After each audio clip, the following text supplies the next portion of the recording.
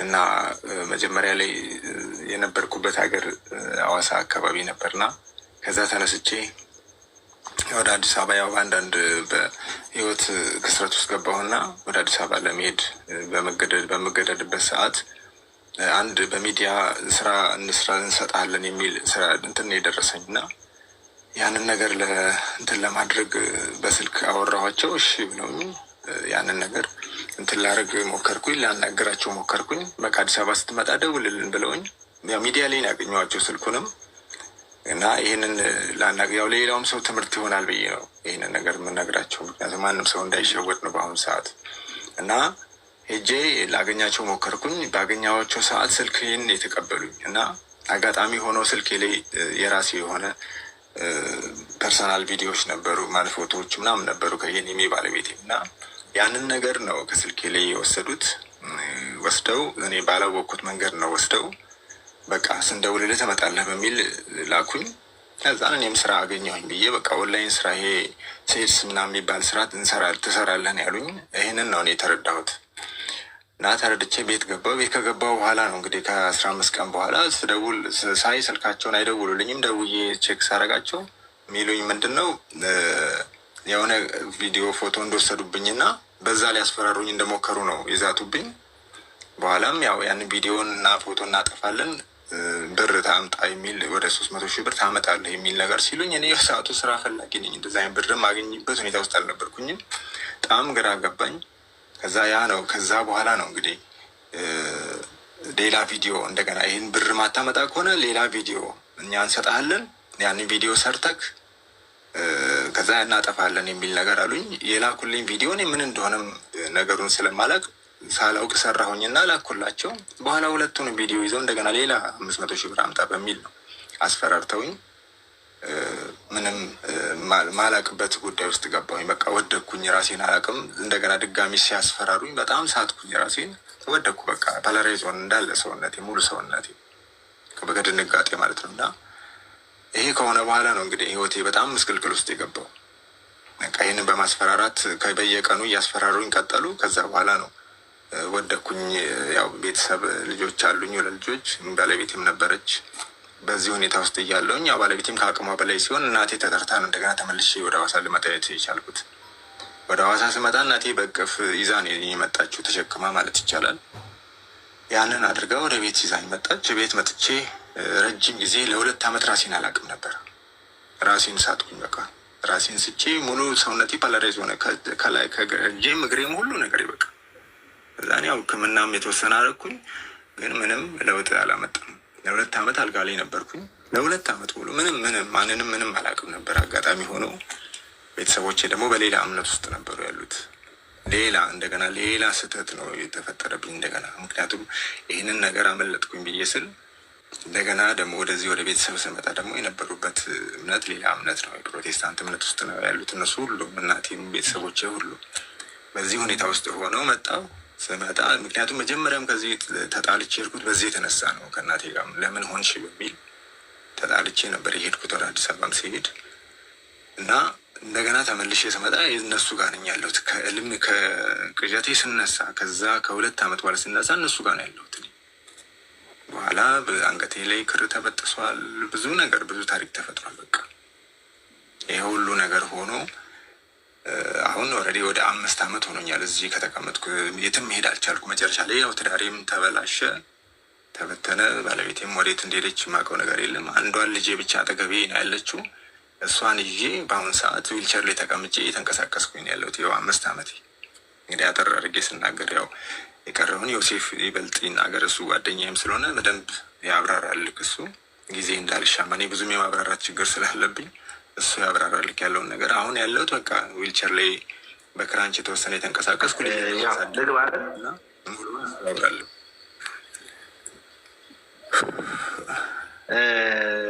ያው ጉዳዩን በተወሰነ ደረጃ ተሼ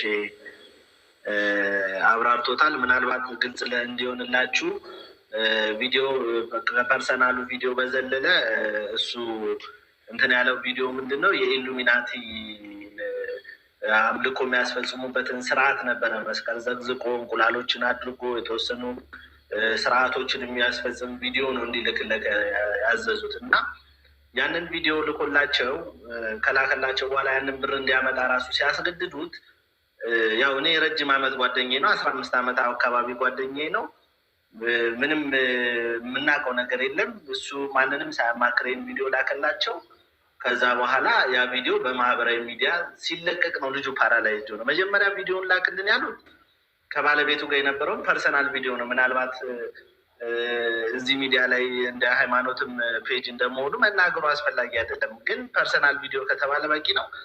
የኢሉሚናቲው ግን ምን ያህል ህይወቱን እንዳመሰቃቀለው ማወቅ የሚቻለው ያንን ካየ በኋላ ባለቤቱ ቤተሰቦች ጋር ነው ቪዲዮ የተላከው። መጀመሪያ ፐርሰናል ቪዲዮ ተላከ። ቀጥሎ ደግሞ የኢሉሚናቲው ቪዲዮ ሲለቀቅበት ልጁ ፓራላይዝድ ሆኖ ቤት ተቀመጠ። እንደነገራችሁ እናትየው ፕሮቴስታንት ነች። ልዩ ጩፋ ጋ ይዘው ሄዳለች። እንግዲህ ነፍሱን ሳያውቅ ማለት ነው። ከዛ በኋላ ዮናታን ጋር ሄዶ መልካም ወጣት ተምሯል። አልፎ ተርፎ በህይወቱ አሁን ላይ እየገጠመ ያለው ነገር ፈለገ እግዚአብሔር ነው ከህይወቱ ሊያስወጣው የሚችል በጣም ብዙ ፊልዶች ገጥመውታል። ይሄ ነገር የገጠመው ነገር ምንድን ነው? እናቱ ፕሮቴስታንት ነች። ከሰዎች ጋር አስተባብረን የተወሰነ ጸበል ሊሄድ ወደ ጊዮርጊስ በርሜል ጊዮርጊስ ሊሄድ ሰዎች የፕሌን ቲኬት ሊሸፍኑለት፣ ከዛ በኋላ ደግሞ ለምግብ እዛ ላለው ለተወሰነ ነገር ልጁንም ይዞ ሲሄድ ለምናምን ሰው እያፈላለግንበት ባለንበት ሰዓት ሰማች። ይሄን እንግዲህ ኢማጂን ልጁ እምቢ ብሎ ትቶ በስንት እንትን ጸሎት እንዲጀምር አድርጌ ውዳሴ ማርያም እንዲደግም በተቻለው መጠን መዝሙረ ዳዊትን እንዲደግም እየቻለ የማታው እያስተባበርኩ እኔ በመንፈሳዊ ህይወቴ ጠነቅርኩ አይደለሁም እንደሱ። ግን ምናልባት ቀጨኔ መድኃኔዓለምን ታውቀዋለህ? እዛ ድቁና ተምሬያለሁ። ያላገለገልኩበትም ብዙም አላገለገልኩበትም እንጂ ቀጨኔ መድኃኔዓለም ያደግኩ ልጅ ነኝ። እዛም ሰንበት ትምህርት ቤት ፈለገ ህይወት ሰንበት ትምህርት ቤት እዛ ነው ያደግኩት እና ባለበት ሁኔታ አሁን በተወሰነ መሰረት እያስያዝኩት ባለበት ሁኔታ እንደናንተ ያለ ሰው የሚያበረታው የሚያጸናው በሃይማኖቱ እንዲበረታ አይዞ በርታ ጎበዝ የሚለው ሰው ያስፈልገዋል። የተከበበው እንዳለ ቤተሰቦች ሁሉ ፕሮቴስታንቶች ናቸው። እሱ ከዛች ቤት ላይ የተወሰኑ ጓደኞች አዋጠው ትንሽ ሱቅ ከፍተውለት ጉሊት ይሸጣል። ጉሊት ማለት ድንሽ ከሰል ምናምን ቁጭ ብሎ እየሸጠ ልጁን እያሳደገ ነው። በዛ ብሎ እህት ወንድሞቹ በፕሮቴስታንት እምነት ወስደው ታግሎ አልችል ሲለው እቤቱ ተቀመጠ። አንገቱ ላይ ማህተብ አረገ። የእመቤታችንን ስዕል ቤት ሲያስገባ ቸርች ሲቀር እናትየው 10 ሜትር 2 ሜትር በማይሞላ ቦታ ውስጥ እሱ ከፈተችበት እናቱ። ያንንም ችሎ ፈተና ነው ብሎ ተቀምጦ ጸበል ሊሄድ መሆኑን ስትሰማ ከቤት አስወጣዋለሁ ብላ ዝታ ከጸበል አስቀረችው። አሁን ባለበት ሐዋሳ መጥታ የነበረ ሰዓት ቪዲዮዎችን ማይቼ አንተን ለማግኘት ብዙ ጣርን አልቻለም። ቢያንስ እዛ ሄደ አይተኸው ታበረታው ነበረ፣ ታጸናው ነበረ። ጠርተኸውም ቢሆን ስላሴ ቤተክርስቲያን አለ ከጀርባ እና እባክህ እንደው ይህንን ወንድም እባክህ አትርፍልኝ። በጣም ወደው ጓደኛዬ ነው። በሃይማኖቱ በጣም ተስፋ ቆርጦ እውነቴን ነው የምልህ ባለቤቱ ከታመመ በኋላ ነው ጥላው ሄደች። ሲታመም ስታይ ጥላው ሄደች። ጥላው ስትሄድ ጉሊት እየሸጠ ልጁን እዚህ አድርሷል። በመንፈሳዊነቱ ኢሉሚናቲ ቪዲዮ ሰርተውበት በዚህ አጋጣሚ ምንም የሚያገናኘው ነገር የለም ከሃይማኖት ጋር። ዮኒ ማኛ ገብቶ የልጁን ሁኔታ ተረድቶ ይሄን ቪዲዮ የለቀቁትን ሰዎች ሳድስ ሚዲያ ታውቁት ይሆናል አጥፉ፣ ይህንን ሚዲያ ፕሮሞሽን እየሰራችሁበት ነው። ልጁ ተጸጽቶ ይቅርታ ጠይቋል በይፋ። ስለዚህ አጥፉ ተብሎ ሌላ ፕሮሞሽን ይሰሩበት የነበረውን ቪዲዮ አስጠፍቶለታል ገብቶ። በዛውም ለእሱ ማመስገን እንፈልጋለን፣ እናመሰግነዋለን በዚህ ጉዳይ ላይ። አዘርዋይስ ግን ከዛ በኋላ ያለው በመንፈሳዊ ህይወት ምንም ያገናኘው ስለሌለ ፊዮኒ ምክርን መቀበል አይችልም፣ ሊመክሩም አይችልም ባለበት ደረጃ። ከዛ ወደ መንፈሳዊ ህይወቱ ግን ወደ እናንተ መምጣት አለብን። መተናል። እንግዲህ እኔ ወንድሜ እንድታተርፍልኝ እፈልጋለሁ። ፈለገ በጣም ሰው ያስፈልገዋል፣ መንፈሳዊ አባት ያስፈልገዋል። ረጅም ዓመት ቅሟል።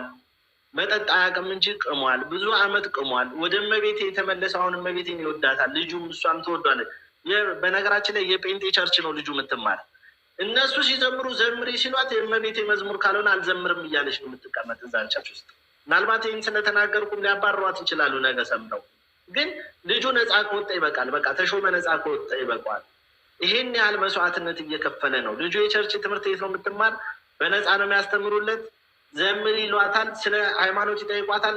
ኦርቶዶክስ ለምኖች ማህተብሽን በጥሽ እያሉ እያስቸገሯት እየተማረች ነው ያለችው። ላለው ነገር በመንፈሳዊ ህይወቱ አበርታልኝ። በጣም ብዙ የፈለግንህ ለዚህ ነው። እንግዲህ ይሄ ነው ማለት የምፈልግ። የተሳሳትኩት ነገር ካለ ይቅርታ ተሾመ። ግልጽ መናገር አለብህ አንተ። ኢሉሚናቲ ብለህ ተናገር። ድብስብስ አድርገህ አታሳልፍ። ምክንያቱም ህይወትህን ያጣህበት ነገር ነው። ይህንን ታውቃለህ፣ ትረዳለህ በስነ ስርዓት። ስለዚህ ይሄን ያለው እውነት ፈለገኝ። ኦኬ፣ በጣም ነው የማመሰግነው ዮሴፍ። በጣም ትልቅ ስራን የሰራው። በዚህ አጋጣሚ ተሾመ በስላወቅኩ አንተንም እጅግ በጣም ደስ ብሎኛል። በጣም እዚህ ጉዳይ ላይ የአንድ ሰው ሀሳብ ብቻ በነገራችን ላይ በቂ አይደለም። በመጀመሪያ ደረጃ ይሄ መልእክት የሚደርሳችሁ ሁላችሁ ምናልባት እዚህ ውስጥ የምትኖሩ ሊሆን ይችላል። የህግ አካላት ከሁሉ በፊት የእናንተ እገዛ ያስፈልገዋል። ምክንያቱም እያንዳንዳችን በህይወታችን ላይ አደጋ የሚያደርሱ ወንጀለኞችን በህግ አግባብ ከሰን ያወራናቸውን ሪካርዶች፣ የተለያዩ ነገሮች በህግ አግባብ ወጥተው እነዛም ስልክ ቁጥሮች፣ እነዛም የድምፅ ቅጂዎች በአጠቃላይ ባለቤት ስላላቸው ማለት ነው ባለቤቶቹ በህግ አግባብ ሊጠየቁ ይችላሉ። እና በቻላችሁት አቅም እባካችሁን ትዳሩን እስከሚያጣ ድረስ የገዛ ቤተሰቦቹን እስከሚያጣ ድረስ በማያውቃቸው ሰዎች ህይወቱ የተመሰቃቀለበትን ይህንን ሰው መርዳት የምትችሉ ሰዎች ካላችሁ በህግ አግባብ በልዑል እግዚአብሔር ስም እንድትረዱት እንጠይቃለን። ከዛ በመቀጠል ብዙ ጊዜ ሌላ ቦታ ፕሮሞት ይደረጋል። እኔ አሁን የሆነን ፕሮቴስታንት የሆነን ሰው ማናደድ ማብሸቅ ፈልጌ አይደለም። ወደ ኦርቶዶክስ ቤተክርስቲያን የእስልምና እምነት ተከታይ የሆነ ሰው ጸበል መጠመቅ ፈልጎ ሲመጣ ሂጃባችሁን አውልቁ፣ ጀለቢያችሁን አውልቁና ጣሉ የሚል አንድም ካህን፣ አንድም ዲያቆን፣ አንድም ምዕመን የለም። ለምን መሰላችሁ? እኛ ክርስቲያኖች በቤተ ክርስቲያናችን ውስጥ ስሙ የሚጠራው ስሙ ከስሙ ሁሉ በላይ የሆነው ክርስቶስ ኢየሱስ እንኳን ጨርቅን አይደለም ማንነትን እንደሚለውጥ ስለምናምን ማንንም ሰው እንዲያደርግ ብለን አናስጨንቅም። ኦርቶዶክሳውያን እዛኛው ቤት እንዲህ እንደሚደረግ ግልጽ ነው፣ እሙን ነው።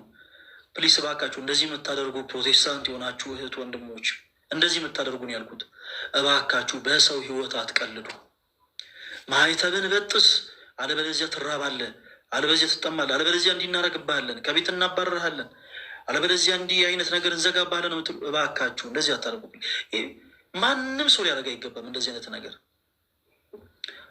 ኦርቶዶክስ የሆናችሁ ሰዎች እንደዚህ የምታደርጉ ካላችሁ እንደዚህ አታደርጉ ፕሊስ። የሆነ ሰው ፕሮቴስታንት ሊሆን ሲል ከቤት እናስወጣሃለን፣ ይሄን የምትበለውን ነገር እናቆማለን፣ እናግድባሃለን፣ የሆነ ነገር ቀኑን ጨለማ እናደርግባሃለን ምናምን ምናምን አትበሉ ባካችሁ፣ አትበሉ። እንደዚህ የምትሉ ሰዎች ካላችሁ እንደዚህ አትበሉ። ሰዎችን ቤት እንዲያድሩ በመፍቀድ የዕለት እንጀራቸውን በመስጠት አይደለም፣ በክርስቶስ ኢየሱስ እንዲያምኑ የምናደርገው። ሐዋርያት እንደሰበኩት ብርና ወርቅ ሳይዙ ሐዋርያት በዓለም ሁሉ ዞሮ የክርስቶስ ኢየሱስን ወንጌል ሰብከዋል። ስለዚህ እኛም ክርስቶስን የምንሰብክ ሰዎች ከማቴሪያል ወጥተን ቃሉ ላይ ፎከስ ብናደርግ መልካም ነው። ተሺ ወንድማችን የሆነውን ነገር ሁላችሁም ሰምታችኋል። የተፈጠረው ነገር እጅግ በጣም ስላስደነገጠው ሰውነቱ ፓራላይዝ እስከመሆን ድረስ ደርሷል። ፓራላይዝ እስከመሆን ድረስ ደርሷል። አንዲት ሴት ልጅ ብቻ ነች ያለችው። ይሄንን ወንድማችንን ልንረዳው አይገባም? ክርስቲያኖች ልንረዳው ይገባል። በመጀመሪያ ደረጃ ተሺ በቻልኩ አቅም እኔ በእምነትህ እንድትጸና እጅግ በጣም በጣም በጣም በጣም እመክራለሁ። ሲቀጥል ሰው እንደ እምነቱ ይፈወሳል። ሰው እንደ እምነቱ ፈውስን ያገኛል። ማቴዎስ ወንጌል ምዕራፍ 9 ላይ ያች የክርስቶስ ኢየሱስን የልብሱን ዘርፍ የነካችው ሴት የልብሱን ዘርፍ ነክታ የዳነችው በነጋችን ላይ ጨርቁን ስለነካች ነው እንዴ? ተወዳጆች ጨርቁን ስለነካች ነው እንዴ? መልሱልኝ። ጨርቁን ስለነካች ነው አይደለም። ጨርቁን ስለነካች ሳይሆን በእምነት ጨርቁን ስለነካች ነው። እንዲሁ ጨርቁን ስለነካች ብቻ አልተፈወሰች። እንዲሁም ጨርቁ የነካቸው ብዙዎች ነበሩ። ምክንያቱም ጌታችን ኢየሱስ የነበረበት ቦታ በራሱ የገበያ ቦታ ነበረ። እንዲሁ ዝም ብላችሁ ጸበል ቦታ ሄዳችሁ ጸበል የምትጠመቁ ሰዎች ፕሊስ አትልፉ ባካችሁ። እንዲሁ ዝም ብላችሁ ገዳም ስለጨነቃችሁ እንትን ልሂድ ብላችሁ የምትሄዱ ሰዎች በመጀመሪያ የሚቀድም ነገር አለ። ያ ደግሞ በእምነት መጓዝ ነው። በቃ የሆነ ገዳም ልሂድ እግዚአብሔር አምላክ ፈውስን ይሰጠኛል ብላችሁ አምናችሁ ተጓዙ። ወደ ክርስቶስ መቅደስ ልቅረብ፣ ክርስቶስ በካህናቱ በኩል አድሮ ይፈውሰኛል ብላችሁ አምናችሁ ቅረቡ። ማቴዎስ 9 ላይ የነበረችው ያቺ ሴት 12 ዓመት ነው ደም ሲፈሳት የነበረችው። 12 ዓመት ኢማጂን፣ 12 ዓመት ሳይቋረጥ ደም መፍሰስ ማለት በጣም ከባድ ነገር። 12 ዓመት ደም ሲፈሳት የነበረች ያቺ ሴት በእምነት ነው ወደ ክርስቶስ ኢየሱስ የቀረበችው፣ በእምነት። እናም የቀሚሱን ጫፍ ነካች፣ የልብሱን ዘርፍ በነካች ጊዜ ክርስቶስ ኃይል ከኔ ወጥቷል አለ። እናም ወደ እርሷ ዘወር ብሎ በጣም ደስ የሚል ቃልን ተናገራት። ልጄ ሆይ እምነትሽ አድኖሻል አላት። እምነትሽ ምን ብሎሻል? እምነትሽ አድኖሻል። ክርስቲያኖች በጣም ከባድ በሆኑ ችግሮች ስትያዙ፣ በጣም ከባድ በሆኑ ደዌዎች ስትያዙ የሚያድናችሁ እምነታችሁ ነው። ስለዚህ በክርስቶስ ፍጹም እምነት ይኖራችሁ። ፍጹም እምነት። ያላመነ ሰው ጸበል ከገባ ጸበሉ ለሱ ፈውስ ሊሆን አይችልም። እንዲሁ በነገራችን ላይ በዚህ አጋጣሚ አንዳንድ ጊዜ ሰዎችን ይሄ በሰንሰለት ምናምን አስራችሁ ጸበል ቦታ የምትወስዱ ሰዎች እንዲህ አይነት የቤተ ክርስቲያን ስርዓት የለም። እባካችሁ ተው። እንዲሁ ዝም ብላችሁ በግድ የሆነ ጥፍንግንግ አድርጋችሁ ልክ ማዕከላዊ ይሄድ ይመስል ሰውን ጥፍንግንግ አድርጋችሁ ጸበል ቦታ የምትወስዱ ሰዎች እባካችሁ ረፉ። እንዲህ አይነቱ ነገር ጥሩ አይደለም። ይሄ ቤተክርስቲያናችንም ስርዓት አይደለም። አጋንንት የሚታሰረው በክርስቶስ ኢየሱስ ስም እንጂ በሰንሰለት አይደለም። አጋንንት የሚታሰረው በስመ ሥላሴ እንጂ በጧፍ አይደለም።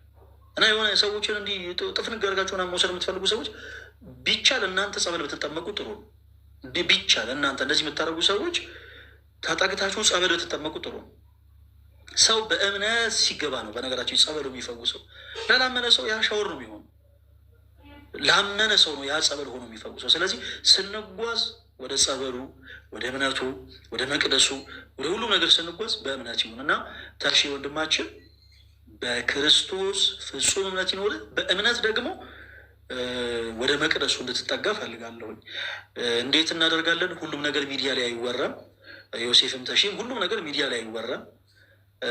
ስለዚህ በማማይ በኩል ስልክ ቁጥራችሁን አስቀምጡልኝና ሌላ መንፈሳዊ ማድረግ ያለብህን ነገር ተሺ በቻልነው አቅም በስልክ ለመውረት እንሞክራለን።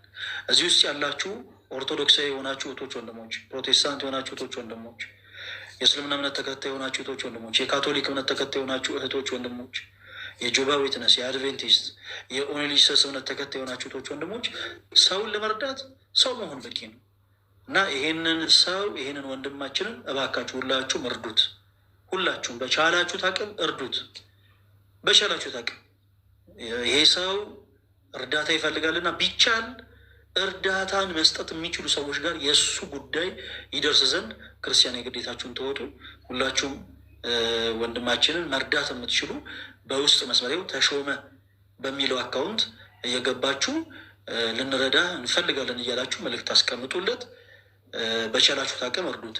በሌላው ጉዳይ ግን ቅድም እንዳልኩት ዮሴፍ እና ተሼ በማማይ በኩል ቁጥራችሁን አስቀምጡልኝ። በፐብሊክ ደረጃ ያው ቁጥር ስለማልሰጥ ማለት ነው። እና ምን ማድረግ እንዳለበት ተሼ አንዳንድ ነገሮችን እነግርሃለሁ። አንዳንድ ነገሮችን በጣም በመንፈስ ህይወት ያን ያክል በጣም ጠንካራ ሆንኩ ሰው አይደለሁኝም፣ ግን በቻልኩት አቅም ሁሉን የሚችል አምላክ አለኝና አንዳንድ ነገሮችን እነግርሃለሁኝ። እነዛን ነገሮች ደግሞ እንደምትጠቀምባቸው ተስፋ አደርጋለሁ። በማማይ በኩል ስለመጣችሁ በእሷ በኩል ስልካችሁን አስቀምጡልኝ። ዮሴፍም ተሼም ስለመጣችሁ በጣም ነው የማመሰግነው።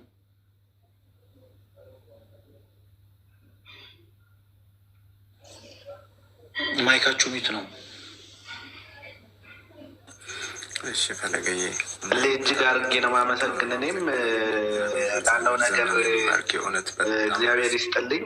ምንም ልል አልችልም። አገልግሎት ዘመንን እንግዲህ ያርዝምልን። ወጣት የመጣ እንግዲህ ሐዋርያ ነህ እና ያው እኛም በመንፈሳዊ ነገር የጎለበትን የጠነከርን አይደለንም፣ እንበረታለን። ከዚህ በኋላ ባይሆን እግዚአብሔር በፈቀደ እንደነገርኩ ስልክን ለማማይ እናስቀምጣለን። ላለው ነገር አመሰግናለሁ። በጣም እጅግ አድርጌ ነው ማመሰግን። ማማይ ውስጥ አስቀምጥልሻለሁ ስልክሽ። ተሾመ የምታመሰግነው ካለ እንግዲህ አመስግናቸው። አመሰግናለሁ።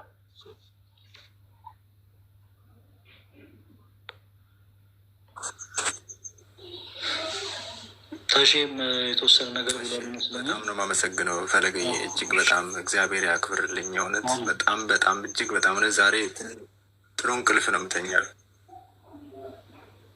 አሜን አሜን። ተሼ ይሰማል አይደል?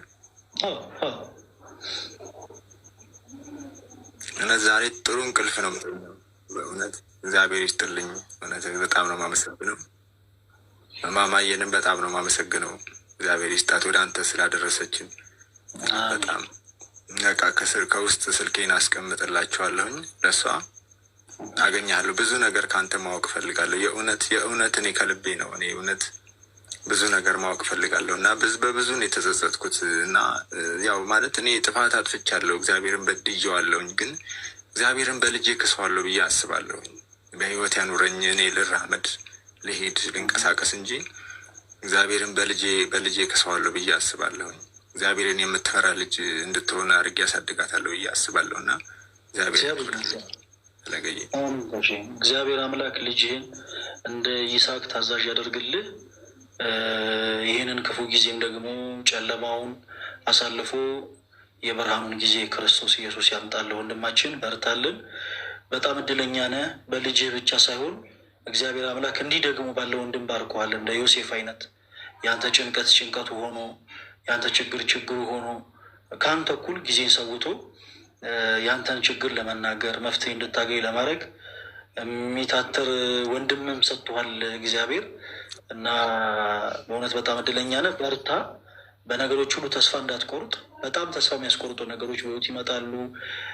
መራብ ይኖራል፣ መጠማት ይኖራል፣ መቸገር ይኖራል፣ ብዙ ነገር፣ በጣም ብዙ ነገር እና በነገሮች ሁሉ ልትጠነክር ይገባል። እግዚአብሔር ደግን ጊዜ እንደሚያመጣ ተስፋ ማድረግ ያስፈልጋል እና በርታ። ሌሎቹ ነገሮች ግን በስልክ እናወራለን። እሺ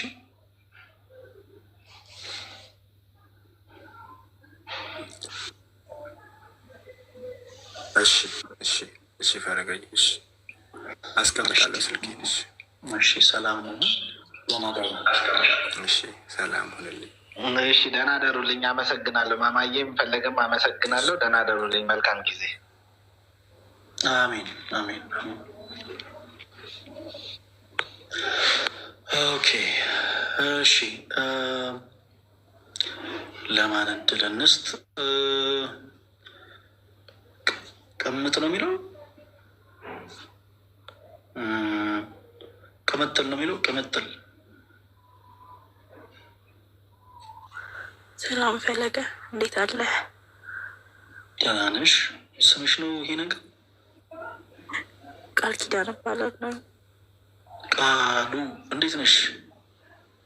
እግዚአብሔር የተመሰገነ ይሁን። ኦኬ ከየት ቤት እምነት ነው የመጣሽው? ኦርቶዶክስ። ኦኬ እሺ። ለምን ነበር ኦፊስ ሲላክሽለን? ምን መሰለ ፈለገ፣ ማለት ስጀምርልህ ከመጀመሪያው ታናሽ ወንድም ነበረኝ እና እንትን የክርስትናው አካባቢ ላይ ይታመማል እና በጣም ነው የታመመብን ማለት ነው ከክርስትናው በኋላ። በዛን ሰዓት ደግሞ የአቦን ዘክር ነበረ ከእናቴ ጋር ሆነን ማለት ነው እና በምንዘክር ሰዓት ያው በማህበር ሆኖ ስለነበር እዛ ማህበር ላይ አንድ ሰው እንተዋወቃለን። ያ ሰው ምን ይለናል? ይሻለዋል እና የምናደርጋቸው ነገሮች ይኖራሉ፣ ይሻለዋል፣ ደህና ይሆናል ይባላል እና ያ ሰው ወደ ህይወታችን ይገባል። አሁን ኦልሞስት ወንድሜ 6 ዓመት ሆኖታል። ይሄ ይሻለዋል ያለን ሰውም ወደ ህይወታችን ከመጣ 5 ዓመት ምናምን ይሆናል። አሁን ዓመት ሆኖታል ከኛ ህይወት ከወጣ። ግን በቃ ከጊዜያት በኋላ ቤታችን ውስጥ ያለው ነገር እየተበላ መጣ። ብዙ ነገሮች እየተቀየሩ መጡ። ብዙ ነገሮች መደረግ ተጀመሩ። አሁን እዚህ ላይ ፐብሊክ ላይ እንዲህ ብዬ ማውራት አልችልም። ብዙ ነገሮች ተደረጉ። እኔ ግን ምን እል ነበር? በጣም እቃወም ነበር። ምክንያቱም ከእግዚአብሔር በላይ ማንም ኃይል የለውም። ማንም ምንም የማድረግ ኃይል የማዳን እነዛን በእግዚአብሔር ፈቃድ ውጭ ሆኑ የተባሉት ፈቃደኛ ከሆንሽ እነዛን ነገሮች ንገሪኝ ግልጽ አደርገሽ እና ደግሞ አታርቅሽ። እሺ አይዞሽ ግልጽ አደርገሽ ግን ንገሪኝ ፈቃደኛ ከሆንሽ።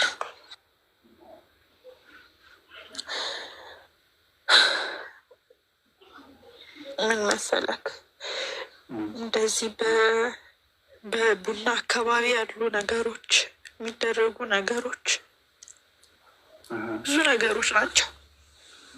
እኔ ግን ምን እል ነበር በቃ ከእግዚአብሔር በላይ ማንም ኃይል የለውም። እናቴም ግራ ገባት ታውቃለህ።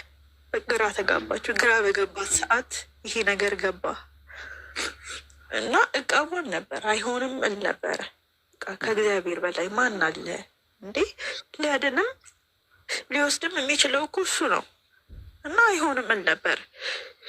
ከጊዜ በኋላ ግን እኔም እየደከምኩ መጣሁ ታውቃለህ። ቤተ ክርስቲያን ሳልሄድ እማልውል ልጅ መሄድ እያስጠላኝ መጣ። ቤተ ክርስቲያን መሄድ አስጠላኝ። በቃ ስንት ጊዜ ነው እኔ ቤተ ክርስቲያን ሄጄ አላውቅም። ሌላውን ተወና ከሰው ጋር መግባባት አቃተኝ። በንግግሮች መግባባት አቃተኝ። ኢቭን ከእናቴ እናቴ ለእኔ ጥሩ ነገር ስታወራ የሚመስለኝ ግን የክፋት ነው። ከእሷ ጋር መግባባት አቃተኝ። ከእሷ ጋር እንዳልግባባ ሆንኩኝ። የሆነ ሰዓት ላይ ምንም ባልተፈጠረበት ሁኔታ ዝም ብሎ ይከፋኛል። ዝም ብሎ አልቅሽ ይለኛል። በቃ አልቅሽ። ዝም ብሎ የሚሰማኝ ድምፅ ለምን ትኖሪያለሽ? እንደዚህ አይነት ነገር ውስጥ ገባሁኝ። በቃ ከበደኝ። ስራ አለኝ። ተመርቄ አሁን አመት ከምናምን ስራ አለኝ። ሱቅ ከፍቻለሁ እና ሱቄ በጊዜ መገኘት ሲኖርብኝ ጠዋት የምተኛው እንቅልፍ ግን በቃ ፈለገ። እኔ ምን ብዬ ልንገርህ? አልፈልገውም። እኔ ግን አልፈልገውም። በጣም በጠዋት እነሳለሁኝ እኮ 12 ሰዓት ከዛም ቀድሜ ልነሳ እችላለሁ። ከአልጋ መውረድ ግን ለእኔ ሞት ነው። ለእኔ ከባድ ነው። ብዙ መንፈሳዊ ጉዞዎችን ሊሄድ ፈለግኩኝ፣ ግን እመዘገባለሁ፣ እከፍላለሁ። እንደ ነገር ሲሆን ግን ያስጠላኛል። በቃ የሆነ የሚይዘኝ ነገር አለ ውስጤ። ይህ ያልኩክ ሰው ግን አሁን ከኛ ህይወት ከወጣ ኦልሞስት አመት ሊሆነው ነው። ግን በቃ በሃይማኖቴ ለምን እንድደክም ሆንኩኝ? ለምን ማለት እኔም ድኜ ቤተሰቤን ማዳን የምችል ልጅ ለምን? በጣም ጠንካራ የነበርኩኝ ልጅ ለምን ማለት አንዳንዴ ፈጣሪ እንዴ የለም እንዴ ይላሉ። እኔ ፈጣሪ ልጁ አይደለሁም? እኔ ምጸልየውን ጸሎት አይሰማኝም ነው ምንድን ነው እላለሁ። ለምን እንድደክም ሆንኩኝ? እንደምን ለዚህ አይነት አሰራር ማለት እንዳምን ሆንኩኝ? ይሆናል እንዴ እንደዚህ አይነት አሰራሮች ይሆናሉ እንዴ ብዬ ለምን እንዳምን ሆንኩኝ? እንዴት ብዬ ልመለስ? መልካም ቃሉ። በመጀመሪያ ስለመጣሽ እጅግ በጣም እናመሰግናለን። እንዲህ አይነቱ ነገር በጣም ብዙ ቤቶች ውስጥ አለ። በነገራችን ላይ በከባባድ ልምምዶች ውስጥ ያላችሁ ጭምርኑ ያለን ስንጠራ የነበረው ለዛ ነው። በእንዲህ አይነቱ ነገርም በጣም ብዙ የተቸገሩ ብዙ ሰዎች አሉ። ቃሉ ማለት ይሄን እንዲህ አይነቱ ጉዳይ እናንተን ቤት ብቻ ያንኳኳ አይደለም።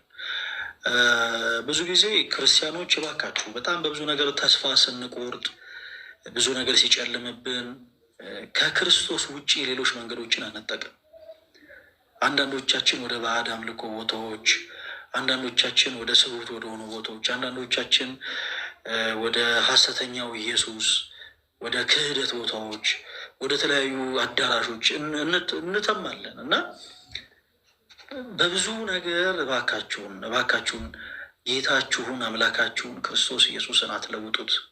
እርሱ በምንም አልለወጠንም። እኛን አንድ መርሳት የሌለብን ነገር ሰይጣን የሰዎችን ሕይወት በጣም በብዙ አይነት መንገድ ይፈትናል። በጣም በብዙ አይነት መንገድ እንደዚህ የባዕድ አምልኮ ሲስተሞች፣ የጥልቁ ስፒሪት የአጋንንታዊ የአምልኮ ስርዓቶች በአጠቃላይ በጣም ብዙ አይነትና ዘርፈ ብዙ አይነት ናቸው። በተለያየ አይነት መንገድ ሰዎች ሳያስቡት ራሳቸውን ወደ አምልኮ ህይወት ውስጥ ከተው ይገኛሉ እና ከዚህ ነገሮች ለማምለጥ በነገራችን ላይ ብቸኛው እና አንዱ አማራጭ በንስሐ ህይወት መመለስ ነው። አጥፍተን ነበረ፣ ከክርስቶስ ርቀን ስሁት የሆነ ነገር አምልከን ወደ ጣዖት ሊሆን ይችላል፣ ወደ ባዕድ ነገር ሊሆን ይችላል፣ ወደ ተለያዩ ነገሮች ራሳችንን ባህሪ አድርገን አቅርበን አስገዝተን ነበረ። አዎ ሊሆን ይችላል። ከዛ ግን እንዴት እንውጣ? ኦኬ ዋት በንስሐ ህይወት መመለስ። በነገራችን ላይ ሰይጣን እንኳን የእናንተን ህይወት ፊክስ ሊያደርግ ይቅርና እንኳን በህመም በደዌ የተያዙ የቤተሰቦቻችሁን አካል ነፃ ሊያወጣ ይቅርና በእናንተ ላይ አንዳች ስልጣን የለውም። አንዳች ስልጣን። ክርስቲያኖች እባካችሁን አትሞኙ። እስፔሻሊ በዚህ ዘመን ወንጌል በሁሉም አቅጣጫ በሚሰበክበት በዚህ ዘመን እባካችሁ አትታለሉ። ልጄ ታማብኛለች እና ፕሮቴስታንት ልሁን የምትሉ ሰዎች እባካችሁን ተረጋጉ። ልጄ ታሞብኛልና የሆነ እንደው አንድ አዋቂ ያለ እሱ ጋር ሄጄ ልስገድ የምትሉ እንደው እናቴ አባቴ ታመዋል እና እነሱ ሊፈወሱ አልቻሉም እና የሆነ ባዕድ ነገር ላምለክ የምትሉ ሰዎች እባካችሁን ተረጋጉ። ራሳችሁን ለዲያብሎስ ቀንበር መልሳችሁ አታስገዙ። የዮሐንስ ወንጌል ምዕራፍ 1 ከቁጥር 12 ላይ ቃል ምን እንደሚል ላንብብልሽ። የዮሐንስ ወንጌል ምዕራፍ 1 ከቁጥር 12 እንደዚህ ይላል፣ ለተቀበሉት ሁሉ ግን በስሙ ለሚያምኑት ለእነርሱ የእግዚአብሔር ልጆች የሆኑ ዘንድ ስልጣንን ሰጣቸው ይላል። የማን ልጆችን የሆኑ ዘንድ? የእግዚአብሔር ልጆች። ጋይስ የእግዚአብሔር ልጆች ከመሆን የበለጠ ትልቅ ስልጣን የለም። እኛ ማንን? የእግዚአብሔር ልጆች። እናንተ ማናችሁ? የእግዚአብሔር ልጆች። ይሄ ስልጣን ተሰጥቷችኋል። በስሙ ላመናችሁት ለእናንተ በስሙ ያመናችሁ እናንተ ደግሞ መልሳችሁ ራሳችሁን ለዲያብሎስ ባሪያ አድርጋችሁ ልታስገዙ አይገባም። ራሳችሁን ከባዕድ አምልኮ ቦቶች በምንም ተአምር ቀንበራቸው ስር በፍጹም ልትገቡ አይገባም። ስሁት ወደ ሆኑ ቦታዎች ወደ ሐሰተኛው ኢየሱስም ጭምር ልትጠሙ አይገባም። ምክንያቱም እናንተ ማናችሁ? የእግዚአብሔር ልጆች ናችሁ። ልክ ዮሐንስ እንዳለው በስሙ ለሚያምኑ ሁሉ የእግዚአብሔር ልጆች የሆኑ ዘንድ ምን ሰጣቸው ይላል? ስልጣን ሰጣቸው። እናንተ ባለስልጣን ናችሁ፣ ባለስልጣኖች ናችሁ ክርስቲያኖች። እነ ኢያሱ በሰማይ ላይ ፀሐይን 5 ዓመት ያቆሙት ባለስልጣን ስለሆኑ፣ የነ ጴጥሮስ የነ ጳውሎስ ጥላ ድውያንን የፈወሰው ባለስልጣን ስለሆኑ ነው። እንዴ በደንብ እናስተውል እንጂ ተወዳጆች። እነ እስጢፋኖስ በድንጋይ እየተወገሩ ስለሚወግሯቸው ሰዎች ጸሎትን የጸለዩት ምሕረትን የለመኑት ሰማዕት የሆኑ ስለ ክርስቶስ ስለምን? ባለስልጣን ስለሆኑ ነው። እናንተም ደግሞ ባለስልጣኖች ናችሁ። ኦኬ፣ በክርስቶስ ኢየሱስ የምታምኑ ባለስልጣኖች ናቸው። ስለዚህ የአጋንንትን እስራት በክርስቶስ ኢየሱስ በስመ ሥላሴ ቀጥቅጣችሁ ረግጣችሁ መጣል ትችላላችሁ። እና በሆነች ነገር ተይዣለሁ ብላችሁ በአንዳች ነገር ተፈትኛለሁ ብላችሁ እምነታችሁን የምትለውጡ ሰዎች፣ ራሳችሁን ለዲያብሎስ ቀንበር የምታስገዙ ሰዎች እባካችሁን በንስሐ ሕይወት ተመለሱ። ቃል በቤታችሁ በጣም ብዙ ነገር አልፈዋል። በጣም ብዙ ፈተናዎች ተፈጥረዋል። ብዙ ነገሮች ሆነዋል። ኦኬ፣ ሰው እንዴት ነው መመለስ ያለብን?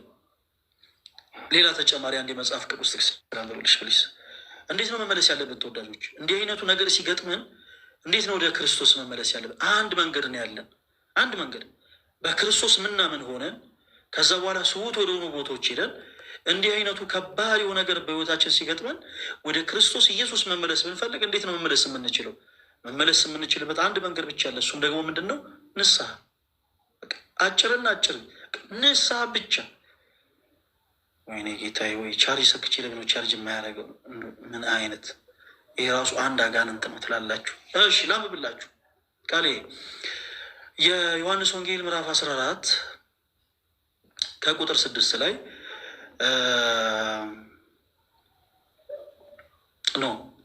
ይቅርታ 14 አይደለም 13 የዮሐንስ ወንጌል ምዕራፍ 13 ከቁጥር 6 ላይ እንደዚህ ይላል። ወደ ስምዖን ጴጥሮስም መጣ፣ እርሱም ጌታ ሆይ አንተ የኔን እግር ታጥባለህን? አለው። ጌታችን መድኃኒታችን ኢየሱስ ክርስቶስ ማበሻ ጨርቅን ወስዶ የሐዋርያትን እግር ሲያጥብ፣ ኦኬ ስምዖን ጴጥሮስ አንተ የኔ እግር ታጥባለህን ብሎ ጠየቀ። ከዛስ ኢየሱስም መልሶ እኔ የማደርገውን አንተ አሁን አታውቅም፣ በኋላ ግን ታስተውላለህ አለው። ጴጥሮስም የእኔን እግር ለዘላለም አታጥብም አለው ይላል። ለዘላለም አትልም አታጥብም ስለትትና ለጴጥሮስ ኢየሱስም ካላጠብኩህ ከእኔ ጋር እድል የለህም ብሎ መለሰለት። ኦኬ ቃል በሆኑ ስህተቶች ተጉዘሽ ነበረ፣ የሆኑ ችግሮች ተፈጥረው ነበረ። እሺ ሰው አሁንስ ከዚህ ካለሽበት የነፍስ ድፋምነት ስሜት ለመውጣት ከወደቅሽበት ማንነት ቀና ብሎ ለመራመድና ለመነሳት ክርስቶስ እግርሽን ሊያጥብ ይገባል። እንደ ጴጥሮስ አይ የለም ጌታዬ የአንተም አምላክ ሆነ ሳለ እንዴት እኔን ታጥበኛለህ ካልሽው ግን ክርስቶስ እንዲህ ብሎ ይመልሳል። ልክ ለጴጥሮስ እንደመለሰው ካላጠብኳችሁ አጠሩም ይለናል። ካላጠብኳችሁ ከኔ ጋር እድል ፈንታ የላችሁም ይላል። ይህንን ቃል ክርስቶስ ለጴጥሮስ በመለሰለት ጊዜ ሐዋርያው ቅዱስ ጴጥሮስ እንደዚህ ያለ ስምዖን ጴጥሮስም ጌታ ሆይ እጄንና ራሴን ደግሞ እግሬን እንጂ ይቅርታ እጄንና ራሴን ደግሞ እንጂ እግሬን ብቻ አይደለም አለው ይላል። ይህ ጌታችን መሬታችን ኢየሱስ ክርስቶስ ማበሻ ጨርቅን ወስደ ከዛ የሐዋርያትን እግር ሲያጥብ ጴጥሮስ አንተማ እኔን አታጥበኝም አለው ስለትትና። እዛም ጌታችን ኢየሱስ ጴጥሮስ እኔ ካላጠብኩ አጠራም አለው። እንደዛማ ከሆነ እግሬን ብቻ አይደለም እጄንና ፊቴን መላ ሰውነቴን እጠበኛለሁ። ስለዚህ ቃሌ ካለንበት ከወደቅንበት መጥፎ የኃጢአት መንገድ ለመመለስ ክርስቶስ ኢየሱስ ሊያጥበን ይገባል። አለቀ። ክርስቶስ ካጠበን በኋላ እኛ አዲስ ሰዎች ነው። በየትኛውም ነገር ሊያስጨንቅሽ አይገባም። በየትኛውም ነገር ሊያስከፋሽ አይገባም። በየትኛውም አይነት ነገር ራስሽን ልትወቅሽ አይገባም። ለምን? ክርስቶስ ከነበርሽበት ከዛ ከኃጢአት ቅባት አጥቦ ስላነጻሽ። ታጥበን ልንነጻ የምንችለው ደግሞ በምንድን ነው? በንስሐ ሕይወት። ጌታችን ኢየሱስ ካላጠበን አንጠራም። በነፍስ የድፋምነት ስሜት የተሰማችሁ፣ የጥፋተኝነት ስሜት የተሰማችሁ በአዳም ልክ ቦታ ላይ ሆዳችሁ ሊሆን ይችላል። ስውት ወደሆኑ በቃ አማራጭ አታችሁ ወደ ተለያዩ አዳራሾች የሄዳችሁ ሰዎች ልትሆኑ ትችላላችሁ። ወደ ባዕድ አምልኮ፣ ወደ ጥንቆላ ስፍራ፣ ወደ ተለያዩ ቦታዎች የሄዳችሁ ሰዎች ልትሆኑ ትችላላችሁ። ይሄ ያደረጋችሁት ነገር ጸጽቷችሁ ራሳችሁን እየወቀሳችሁ እንዴት ነው ይህን ያጣሁትን ሰላም ማግኘት የምችለው እያላችሁ ያላችሁ እህት ወንድሞች በደንብ አድርጋችሁ አዳምጡኝ። ያጣችሁትን ሰላም ዓለም ሊሰጣችሁ አይችልም። ቃሌ እናንተ ቤት የጠፋውን ሰላም ዓለም ሊሰጣችሁ አይችልም። እናንተ ቤት የጠፋውን ሰላም ሊሰጣችሁ የሚችለው የሰላሙ ንጉሥ ክርስቶስ ኢየሱስ ብቻ ነው። ይህን ያጣችሁትን ሰላም ልታገኙ የምትችሉት ደግሞ ከኃጢአት ድፋምነት ስሜት ታጥቦ በመንጻት ብቻ ነው። አይ የለም ይህንማ ነገር እንዴት ብዬ ለካህን እናገራለሁ ማለት የለባችሁም። ጴጥሮስ ጌታ ሆይ አንተማ የኔን እግር እንዴት ታጥባለህ እንዳለው ሁሉ እኛም ደግሞ ተነስተን ኃጢአታችን ልንናዘዝ ስንል ይህን ነገርማ እንዴት ለካህን እናገራለሁ፣ ይህን ነገርማ እንዴት ለካህን አወራለሁ ማለት የለብንም። ራሳችንን ለክርስቶስ ኢየሱስ አሳልፈን መስጠት አለብን አጥቦ ያነጻን ዘንድ። ኦኬ። ስለዚህ አይንተ እግዚአብሔር በተባሉት ካህናት በኩል ሄደን ልክ ጌታችን ኢየሱስ ሲል እንደነበረው ራሳችሁን ሂዱና ለካህን ምን በሉ አሳዩ። ስለዚህ ቃል ራሳችን ሄደን ለካህን እናሳይ፣ ለካህን እናሳይ፣ ወደ ቤተክርስቲያን እንቅረብ፣ ራሳችን ለካህን እናሳይ፣ በንስሐ ሕይወት እንመላለስ። ከዛ በኋላ ክርስቶስ ከኃጢአት ድፋምነት ስሜት አጥቦ ያነጻናል። ያ በቤታችን ነግሶ የነበረው የአጋንንት እስራት ክርስቶስ በስሙ ብቻ በጣሱ ይጥለዋል፣ በጣሱ ይጥለዋል። እናንተም ስመ ሥላሴን ጥሩ፣ ስመ ሥላሴ በጣሱ ይጥለዋል። የቅዱሳኑን ስም ጥሩ፣ የቅዱሳኑን ስም በጣሱ ይጥለዋል። ምክንያቱም የጻድቅ ሰው ጸሎት ምን ታደርጋለችና? ኧረ በሉት በደምብ የጻድቅ ሰው ጸሎት ምን ታደርጋለችና? ኃይልን ታደርጋለችና። ስለዚህ ቃል ከዚህ በፊት ብዙ ጥፋቶች ጠፍቷል ሊሆን ይችላል። ካለሽበት ከወደቅሽበት ከነበረው ስህተት ሁሉ አጥቦ ሊያነጻሽ የሚችለው ክርስቶስ ኢየሱስ ብቻ ስለሆነ ራስሽን ለካህን አሳይ፣ በንስሐ ሕይወት ተመላለሽ፣ እመኚ። ያኔ ዓለም የነጠቀሽን ሰላም ክርስቶስ ይሰጥሻል። በቤታችሁ የጠፋውን ሰላም ክርስቶስ ይመልሰዋል። ይሄን ብቻ ልናደርግ ይገባል እና ቃል በቻልሽው አቅም በንስሐ ሕይወት ተመላለሽ። ካልሆነ በውስጥ መስመር መልእክት አስቀምጪልንና ባለሽበት አካባቢ ባለሽበት ቦታ ሊቀርብ የሚችሉ ካህንን ለማገናኘት እንሞክራለን። ግን አንዳንድ ጊዜ እኛን የግድ ማስቸገርም የለባችሁም። ባላችሁበት ደብር ቀርባችሁ ንስሐ ገብታችሁ በንስሐ ሕይወት ተመላልሳችሁ ቀኖናችሁን ወስዳችሁ ካላችሁበት የድፋምነት ስሜት ነፃ መውጣት ትችላላችሁ። እና ቃል ከዚህ በፊት ብዙ ነገሮች ተፈጥረዋል። ስለዚህ ከዚህ በኋላ እንራመደው እርምጃ የምን ህይወት ይሆናል? የንስሐ ህይወት። እስቲ ቃል የንስሐ ህይወት በይ እስቲ። የንስሐ ህይወት አለቀ። ስለዚህ ከዚህ በፊት ከወደቅንበት ማንነት፣ አንቺ ካጠፋሽው ጥፋት፣ በቤት ውስጥ ከጠፋው ጥፋት፣ ሁላችሁ ጋር ከነበረው ስህተት ሁሉ ከእንደገና ዳግም አጥቦ ሊያነጻን የሚችለው ክርስቶስ ኢየሱስ ነውና ምን አይነትን መንገድ መጓዝ አለብን? ምን አይነትን ህይወት? ቃሌ ሲደግምሽ ወይ የንስሐን ህይወት መከተል አለብን። አንቺ ጎበዝ ተማሪ ሆንሽ ልጅ። ስለዚህ እንዳትረሺ። ቀጣይ ኔክስት ዊክ አርብ ሁለተኛው ዙር የኦርቶዶክስ የመልካም ወጣት መርሃ ግብራችንም ላይ አንቺንም ጭምር ኤክስፔክት እናደረግ። እስካሁን የቀጠርናት አንዲት እህታችንን ነው። አንቺንም ኤክስፔክት እናደረግሻለን።